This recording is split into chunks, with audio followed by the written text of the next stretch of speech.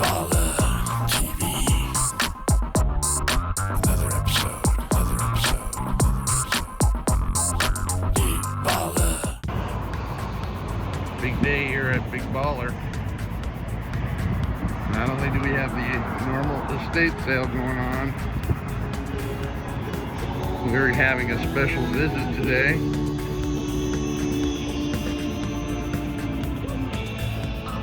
By Channel 24 NBC. Welcome, you guys.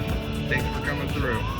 I'm Dale Ball, and this is Emily from Channel 24. She's here today to see not only all the beautiful things we have, but the beautiful picture of the Billy the Kid and Josie, along with this beautiful handwritten book from the 1900s of the Arkansas Registry for all the court cases and everything. If you desire to get these, come get them today at BigBallerAuctions.com, but continue watching this show to see the ending.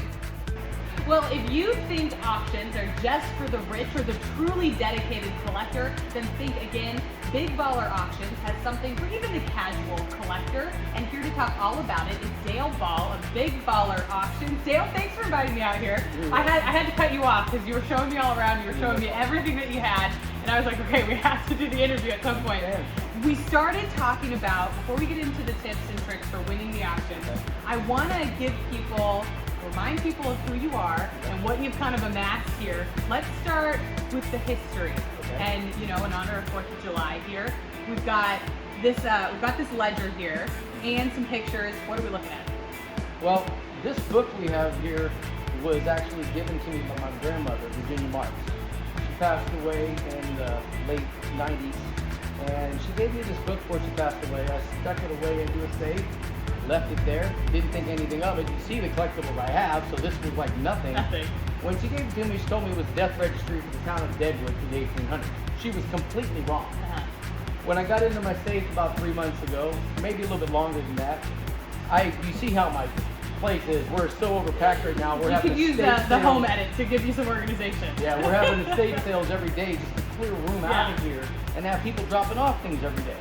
Well, this book, I pull it out, and out of it falls an envelope, and it's full of pictures. Okay, and I start looking at the pictures, and I have tintype photos in there, old different photos from, looking at them. I start looking at them, realize there's the very, very latest 1900, maybe early 1800s in there, and I start looking at them like, wow. And I look at the book, and I start reading the book. Yeah. And I still, to about 25 days ago, thought it was the death registry for because I couldn't read half the stuff that was there. My glasses. I know they have very nice penmanship. I couldn't read because my glasses. You need your readers. Broke and I couldn't read what was in there. Okay. And when I got my new glasses, I started reading it, and I realized it was for Arkansas. Yeah. Well, I had sent these pictures out to A&E's History Channel, Ron Pastore, the either one or two, whichever it may be, of controversy, #1 specialist in the world on Billy the Kid, Jesse the James, and that era. And when I sent the picture, it was this one here. This picture, it looked to me, one of my friends told me the picture was a girl right here, and it was Annie Oakley. Okay, well you can see how dark the picture is. I can barely see it, I couldn't figure out who was who. Well, I sent the pictures to Ron Pastore, thinking it was Annie Oakley, and he comes back to me and goes, that's not Annie Oakley. He goes, that's Josie. And I'm like, I have no clue who Josie is, nothing what he's talking about. And he goes, you don't know who that is, do you? And I said, no. And he tells me, he goes, Josie Atron. And I'm like, I still don't know who that is. Keep going. And that's what he's doing to me. He's playing with me. He's telling me this. What kind of history buff are you? Yeah, he's telling me, he got a picture of Billy the Kid and his brother Josie. He's the only one in the world. Yeah. And he goes, it's a very beautiful picture. He goes, I'd like to do authentication on it and everything. And I was like completely stunned because I'm like, there's no way. You know what I mean? There's no way that's who that is or anything. But I let him do his work, and I showed it to a couple of other professionals. They're like, it's really, really good picture of him. I'm like, I don't know. So we get everything done, and they come back with this nice, beautiful authentication chart from the History Channel. And she's already looked at it and seen everything that's here. But in a long story short, they've done the matches on this. It scored a 96th percentile. That is Billy the Kid. That's a better score than any Billy the Kid picture has ever scored. And there aren't many pictures of Billy the Kid. No. To this date, there were only 2 of them. Now there are 3 because Lois Gibson uncovered another one recently, which I actually saw that picture about a year and a half ago from her. It's a very beautiful picture. As you saw in this, the match, because they can't very well see what we're seeing in this, and I want people to really know what was done. They did the facial recognition here from the picture from Lois's, slid it across to here. This was my picture of Billy the Kid and his brother Josie. And when they did the other slides, they're very scientific about it all, as I yes, understand. they were. You can see on different pictures the way they've done it. They've actually, as you and I saw, they actually pieced pieces of their heads together here and in here to see that this really was Billy the Kid. Craziness. And that all just fell out of this ledger that had been passed down to your family from an envelope. Yes. So your family has done kind of the lineage, and there could be some relation to this whole mob The crazy, group going on. I don't want to go into the full story of it because I don't want to offend anybody. You know that story, and if your newscast wants to discuss that part of it, we will. I want them to be sensitive about it. But my grandfather died in 1970. Okay. And when my grandfather died, I was actually there when he died. He came back for a snowmobile ride with him, and I was there when he died. Well, this gentleman, Richard Marks, Richard Marks married my grandmother in 1974. Yes. I never put 2 and 2 together that Uncle Mike and Aunt Rachel's last names were Barry. Yeah. I never really thought about it being, 8, 9, 10 Kid, years what do you old. think? Yeah, those are just their names. I never thought about it until the story came up, and I talked to my Aunt Susie out in New York, and she told me, she goes, "How did you know his real name?" And I said, "Well, from what I'm finding out from the research they did, that wasn't his real name." She goes, "No, it wasn't. We know that." And she starts getting into the story with me, and she remembered a lot of this too. And I ended up with a few items, and a few things to talk about apparently. So you've amassed some pieces of American history here that have kind of fallen into your lap through family and whatnot, but you've also got sports memorabilia here at Big Baller Auctions. What? Moving on from American history, let's go to American sports. Real quick, No. This book turned out not to be the registry for Deadwood. It turned out to be the Arkansas Court Registry that has the Dylans in it, the Jameses in it, all of them. I just wanted to clear that up because they didn't get that part of it. I didn't want somebody to think this was Deadwood and all We didn't get there yet. Anyway, Okay, so moving on from American history to American sports. Let's talk about what you've amassed here in terms of sports memorabilia. What can people come to Big Baller Auctions for? In sports memorabilia, you can find the rarest of rarities in the world in all areas in here, from swords to old black powder guns to very rare pictures up on the wall. But the rarest things are the Babe Ruth 1-of-1 shot well that everybody knows about was done by the CIA. And what nobody does know, you're hearing about now, I'm headed to Nationals in 3 weeks for the grading on it. Okay. We already do have the authentication, as you saw, from the labs and everything from the CIA referred us to. And the second rarest Babe Ruth card in the world, the Henry Johnson 1922. There's only ever produced 4 of them in the world. And that card is rarer than any of the other Babe Ruths in the world, other than the one I have over there. We also have hand-signed rookie Mike Trout bats, home run bats from him, 2017. I mean, I could go for days from Michael Jordan basketball to, you've seen the counter, rarities, rookies of them. All kinds of stuff. It's pretty crazy. I mean, there's just so much stuff here. This is the craziest. But this, I think, is the craziest. This is all of the Pokemon cards. This is the Pokemon craze. You've got more than anybody in the Central Valley, I think. I don't know, but one thing I do know is we do carry the rarest. Let me step over here for a second to pull something back to you. I did cover for you. These are what the rarest of the Pokemon are. Now, over in that cabinet over there, you saw graded Charizards, intense and DSA. But what nobody knows about are these. These are the rare packs that come from Japan. You can't buy these in the U.S. We carry these here, and as you can see, we don't mark them up very high. And between 4 o'clock to 8 o'clock at night, we're open 7 days a week. Yeah. We carry discounts for happy hour. Happy So hour. they can get these. I wish we could have a drink here, but we don't do that here. We do Christian life. Anyways, we take care of the kids, and that's the other thing. Yeah. Any kid that walks in this shop, whether their mom's buying them something or whether buying anything at all, or they're just showing up to walk through, they walk out of here with a gift no matter what. Because what we want to make sure is the kids are not chasing the crack pipe, they're following history. And even the fathers are forgetting to take the kids back to the ballpark. Even though they're open now, it's time to go. Well, I'll tell you, all the kids are obsessed with this Yes, they Pokemon. are. I don't know if I get it quite yet, but they're obsessed with it. So for anybody that, you know, they want to take a trip down memory lane, they want to look at some history, they want to check out some rare baseball cards or get some Pokemon, I don't know, but where can they find you? How can they find Big Baller Auction? They can either get in the car and take a trip over to 2235 West Wickendale in Visalia, California, 93277. They can also annoy Teresa at 424-332-7101, or they can go to our auction site Yes. at bigballerauctions.com. We are worldwide. We carry the rarest in the world. We're taking new collectibles in every day. Okay. Our auction runs usually from the 1st to the 30th, but sometimes we run it from the 5th, but we switch up every month. Okay. And we don't just do sports. We do things up there for kids. We go to Comic-Con. I saw a diamond ring on your website. Yes, it is. That diamond ring is a VVS2 diamond. Yeah. It's very, very clear, brilliant. The appraisal was done by Michael and the gemologist. Okay. We carry things here that are for everybody. When a kid walks in Yeah. here, as the kids walk into the door right now, Yep. we make sure the kids walk out of here with a smile no matter what. We spend time with them. As you can see, we have it set up in a family atmosphere, so if the fathers come in and they got babies like come in here all the time, Yeah. they sit on the couch, we put on Pokemon for them. Something for the kids to do.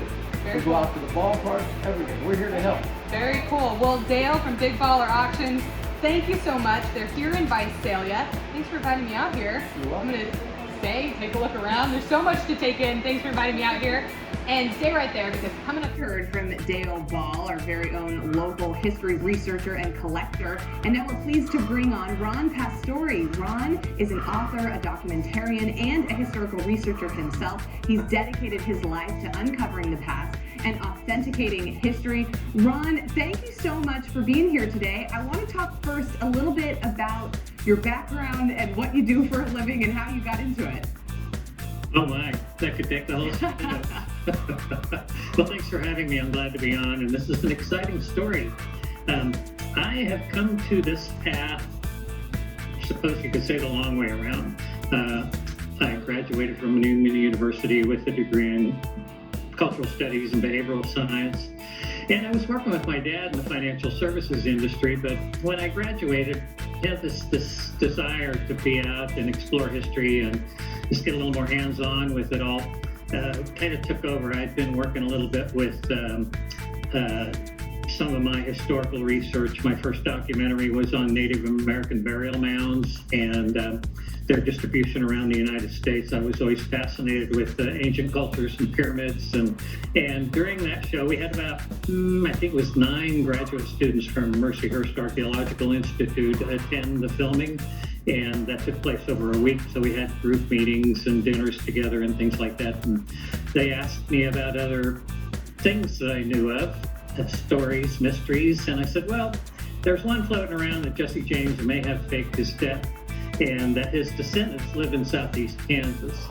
So it was a challenge put to me to find out more about it. And eventually I got connected with a producer and a publisher, and we have a book and a documentary, and now 2 documentaries and 2 books, and the thing just grew legs and went crazy. We exhumed the body in one of the shows of the purported remains of Jesse James in southeast Kansas and extracted the DNA with the head of an anthropology department and pretty much proved my story. But I took those findings to the conference of the American Academy of Forensic Science. And that was clear back in 2004, but I wanted to peer review my study and show them my data collection method and the evidence that brought forward. So I did it in the way of presenting a new criteria for cold case murder investigations, and then I plugged in all the evidence that I had acquired in my study and presented it to this body and received a standing ovation. Within a couple of years, they used my criteria as a baseline standard for crime labs to start using as a standard methodology in their protocols for cold case murder investigations. So it's been a long, circuitous path, and I did another documentary in '04, and that was a 2-hour-long show. So History Channel has made a very deep investment in getting this information out.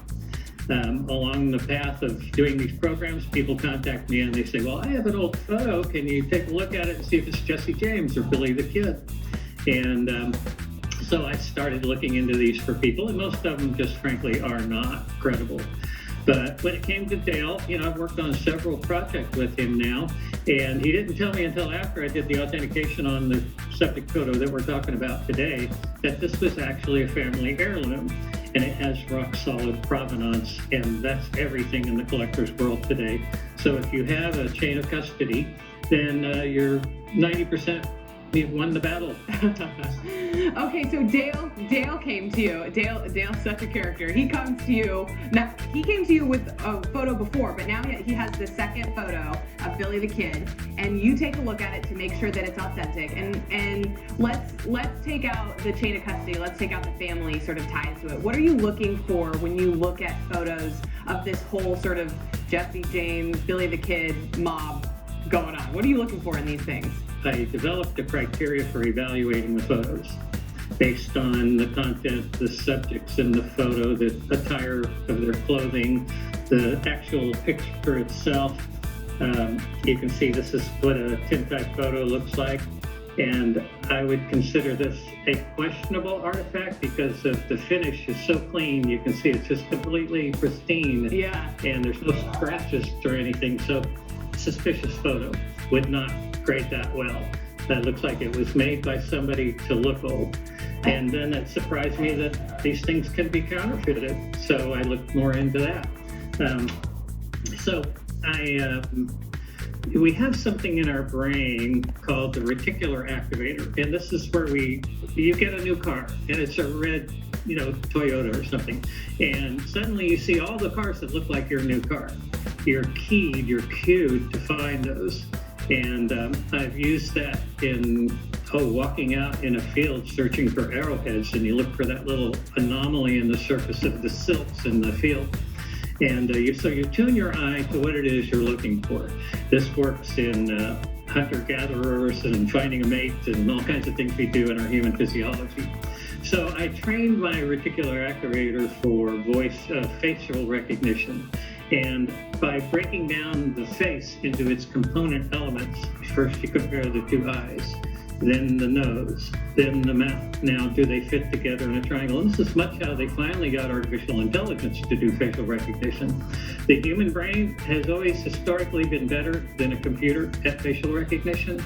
However, now they're integrating artificial intelligence with quantum computing and FRS software, and so I would think that we've come to a point where facial recognition has outpaced the human ability, and now I'm working with some companies trying to find a way to get this facial recognition software to work with historical tintype photos. Well, it's all fascinating to me. I love this side of history. After I talked with Dale, now I'm doing my own sort of research into it. I love this story. Anything, I know that you looked at this photo from Dale, but anything else that you're working on, and where can people go if they want to look at some of your work that you've done in the past? Sure. So I have a great exhibit of historic tintype outlaw photos on a website called Jesse James Photo Album. What I did to set up a criminal dossier, a forensics research website, a database of criminal outlaw photos, because I did such a gigantic task of scouring auction websites and estate sales and collectors and just a huge database that I scanned. This goes back to my college days of learning research technologies, and you do a cross-sectional survey, and then you do content analysis, and then you do specific theme research in what you're trying to solve. So I have photos of Josie McCarty, his younger brother, Bridget McCarty, his older sister. We have Catherine. We have Dan Dedrick, his best friend. So all of these characters. And that's who the second subject turned out to be. It was Billy the Kid's younger brother, Josie McCarty. So not only is it an extremely rare photo with a good chain of custody, but it has his brother in the picture with him. And to me, these factors make it self-corroborating. It self-authenticates. Yeah, it's a really, really fun piece of history that's right here in the Central Valley. So I'm so glad that we could bring you on to talk about it and talk about all of your findings too. Your website is Jesse James Photo Album. We'll have the link on our website too. Ron Pastore, thank you so much for being here today. We really appreciate it. That's great. And if someone else has something for me to look at, just send me an email. I'm sure you'll have the link. This was a beautiful setup we had today of all these different items. Channel 24 coming out here today, blessing us for Central Valley today, taking a look at what we have and putting it out to the public. And we thank you for tuning in from Dale Ball and from Emily Irwin, Central Valley Today. We thank you. Tune into her show and keep watching Big Baller TV. I want to get into some tips for winning the auction. And then this into all the other stuff that you have here. Talk about the baseball cards. Talk about Pokemon cards. Like I was just sitting here trying to buy Pokemon cards. It really is crazy. And then, yeah, it's insane. So crazy. All the shops right here. And then we'll get some tips about how to win the auction. Okay. Let's see if I can remember what I said.